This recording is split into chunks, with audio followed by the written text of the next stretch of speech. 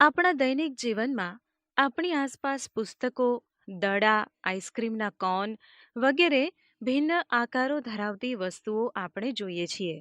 આમાંની ઘણી બધી વસ્તુઓમાં એક સામાન્ય બાબત એ છે કે તે દરેક લંબાઈ, પહોળાઈ અને ઊંચાઈ કે ઊંડાઈ ધરાવે છે.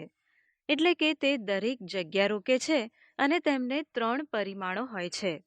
આથી તેમને ત્રિપરિમાણીય આકારો કહેવાય છે.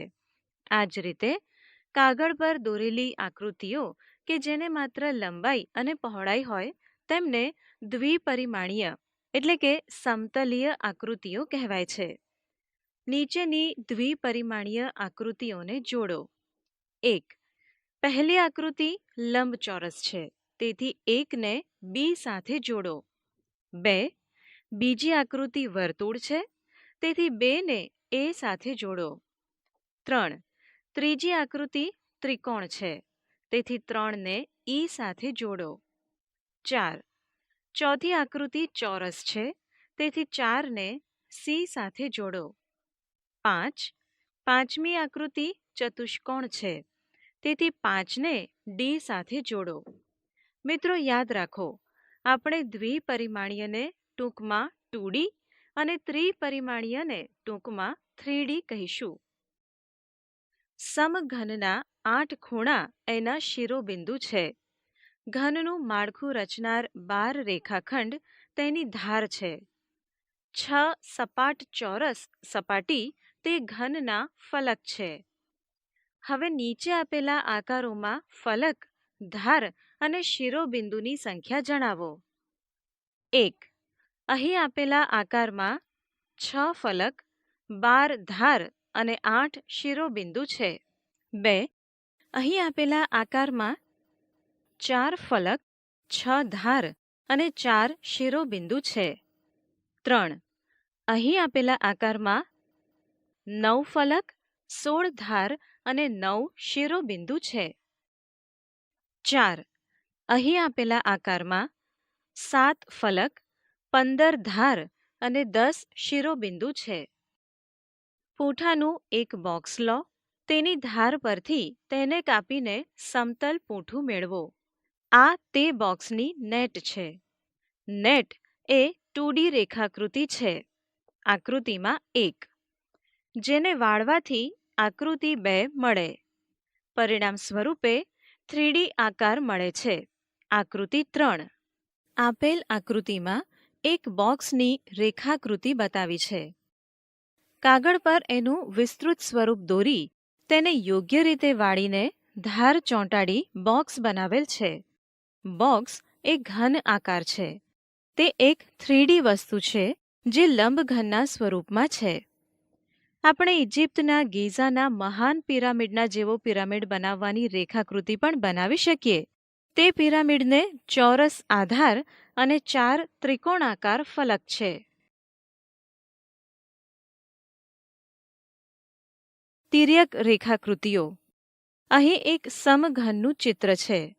જ્યારે સામેથી જોવામાં આવે ત્યારે સમઘન કેવો દેખાય છે તેનો સ્પષ્ટ ખ્યાલ અહીં આવે છે. તમે તેની કેટલીક સપાટીઓ જોઈ શકતા નથી. દોરેલા ચિત્રમાં સમઘનમાં હોય તેવી જ બધી લંબાઈઓ સમાન નથી, છતાં તમે ઓળખી શકો છો કે એ સમઘન છે. ઘનની આવી રેખાકૃતિને તિર્યક રેખાકૃતિ કહે છે. ઉદાહરણ: એક 3x3x3 એટલે કે દરેક ધાર 3 એકમ હોય એ માપના સમઘનની તિર્યક રેખાકૃતિ દોરો. ઉકેલ: પગલું 1. આગળની સપાટી દોરો. પગલું 2. તેની વિરુદ્ધની સપાટી દોરો.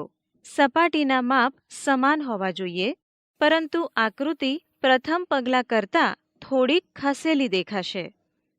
પગલું 3. અનુરૂપ ખૂણાઓને જોડો. પગલું 4. ન દેખાતી ધાર માટે તૂટક રેખા દોરો. હવે આકૃતિ તૈયાર છે. સમમિતીય આકૃતિ અથવા આઇસોમેટ્રિક આકૃતિઓ. તેને ટપકાવાળા કાગળ પર દોરી શકાય છે. આવી આકૃતિમાં ટપકાનું માપ સમપ્રમાણમાં હોય છે. ઉદાહરણ: 4x3x3 એટલે કે લંબાઈ પહોળાઈ અને ઊંચાઈની ધારો અનુક્રમે 4, 3, 3 એકમની છે. આ માપના લંબઘનની સમમિતીય આકૃતિ દોરો. પગલું 1. સામેની સપાટી દર્શાવવા માટે લંબચોરસ દોરો. પગલું 2. લંબચોરસ 4 ખૂણાઓ પરથી 3 લંબાઈના 4 સમાંતર રેખાખંડ દોરો. પગલું 3. યોગ્ય રેખાખંડોથી સામસામેના ખૂણાઓને જોડો. પગલું 4. આ લંબઘનનો આઇસોમેટ્રિક સ્કેચ છે. ઉદાહરણ: એક લંબઘનના માપ 5 સેન્ટીમીટર, 3 સેન્ટીમીટર અને 2 સેન્ટીમીટર છે. આ લંબઘનની 3 જુદી જુદી આઇસોમેટ્રિક આકૃતિ બનાવો. ઉકેલ: લંબઘનની 3 જુદી જુદી આઇસોમેટ્રિક આકૃતિઓ નીચે મુજબ છે. ઉદાહરણ: નીચેના દરેક આકાર માટે તિર્યંક આકૃતિ રેખાકૃતિ બનાવો. ઉકેલ: માંગ્યા મુજબની તિર્યંક આકૃતિઓ નીચે પ્રમાણે છે. ઘન વસ્તુઓને જુઓ. તમારા નવરાશના સમયમાં કરી શકાય તેવી કેટલીક પ્રવૃત્તિઓ અહીં આપેલ છે, જે તમને કેટલીક ઘન વસ્તુઓ અને તે કેવી દેખાશે તે જોવામાં મદદરૂપ બનશે. ઉદાહરણ: નીચેની ગોઠવણીમાં કેટલા સમઘન છે તે શોધો. ઉકેલ: 1. આ ગોઠવણીમાં કુલ 24 સમઘન છે. 2 ગુણ્યા લંબાઈના માપમાં 4 સમઘન ગુણ્યા પહોળાઈના માપમાં 3 સમઘન બરાબર 2 ગુણ્યા 4 ગુણ્યા 3 બરાબર 24 સમઘન મળે. 2. આ ગોઠવણીમાં કુલ 8 સમઘન છે. લંબાઈના માપમાં 3 સમઘન ગુણ્યા પહોળાઈના માપમાં 2 સમઘન વત્તા સમઘન ઉપરના બરાબર 3 ગુણ્યા 2 વત્તા 2 બરાબર 6 વત્તા 2 બરાબર 8 સમઘન મળે. 3. આ ગોઠવણીમાં કુલ 9 સમઘન છે. નીચેના 7 સમઘન વત્તા ઉપરના 2 સમઘન બરાબર 9 સમઘન. ઉદાહરણ: જો 2 centimetre by 2 centimetre by 2 centimetre માપવાળા 2 સમઘન બાજુ બાજુમાં ગોઠવવામાં આવે તો તેથી બનતા લંબઘનના માપ કેટલા હશે? ઉકેલ: બાજુની આકૃતિ પરથી તમે જોઈ શકો છો કે જ્યારે તમે આ રીતે 2 સમઘનને પાસે ગોઠવો છો ત્યારે માત્ર લંબાઈ જ વધે છે. તેથી લંબાઈ બરાબર 2 વત્તા 2 બરાબર 4 સેન્ટીમીટર, પહોળાઈ બરાબર 2 સેન્ટીમીટર અને ઊંચાઈ બરાબર 2 સેન્ટીમીટર હશે.